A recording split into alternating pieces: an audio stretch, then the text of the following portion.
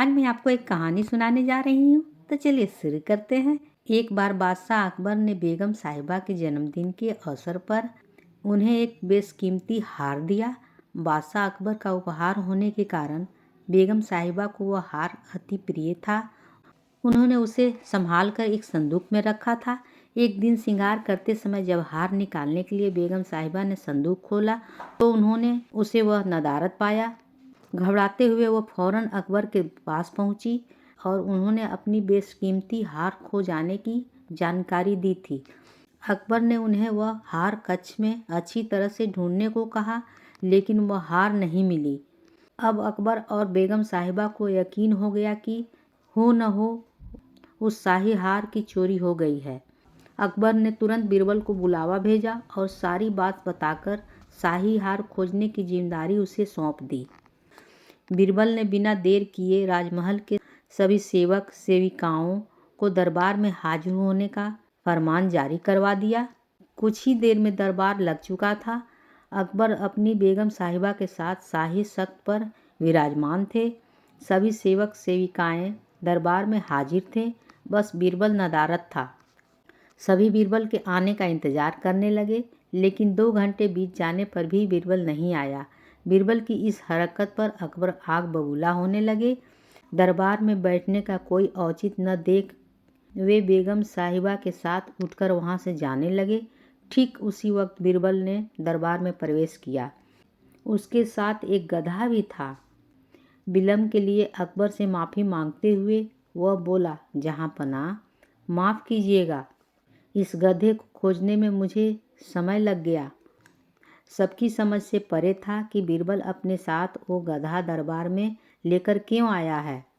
बीरबल सबकी जिज्ञासा शांत करते हुए बोला, ये कोई साधारण गधा नहीं है, ये एक जादुई गधा है। मैं ये गधा इसलिए यहाँ लाया हूँ कि ताकि ये शाही हार की चोर का नाम बता सके।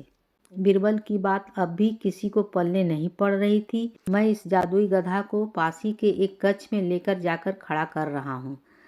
एक एक कर सभी सेवक सेविकाओं को उस कक्ष में जाना होगा और इस गधे की पूंछ पकड़कर जोर से चिल्लाना होगा कि उसने चोरी नहीं की है। ध्यान रहे, आप सबकी आवाज़ बाहर सुनाई पड़नी चाहिए। अंत में ये गधा बताएगा कि चोर कौन है। बीरबल गधे को दरबार से लगे एक कक्ष में छोड़ आया और कतार बनाकर सभी सेवक सेविका उस कक्ष में जाने लगे। सबके कक्ष में जाने के बाद बाहर जोर से आवाज़ आती, मैंने चोरी नहीं की है। जब सारे सेवक सेविकाओं ने ऐसा कर लिया तो बीरबल गधे को बाहर ले आया। अब उसकी निगाहें गधे पर थी, लेकिन गधे को एक ओर खड़ा कर बीरबल एक विचित्र हरकत करने लगा।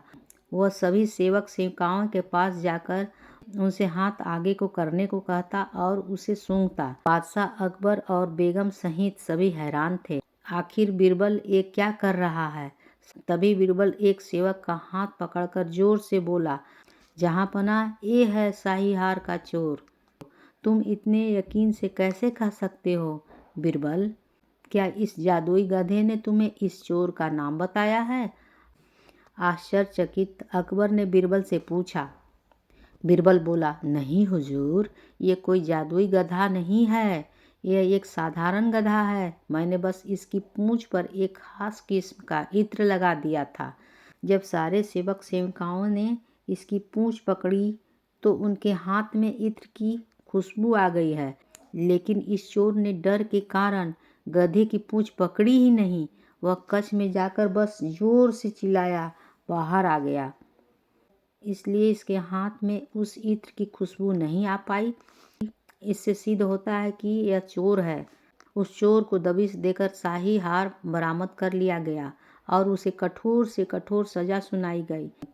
इस बार बीरबल की अक्लमंदी की बेगम साहिबा भी कायल हो गई और उन्होंने अकबर से कहकर बीरबल को कई उपहार दिलवाए। अगर कहानी अच्छी लगी हो तो प्लीज़ लाइक, शेयर और सब्सक्राइब ज़रूर कीजिएगा।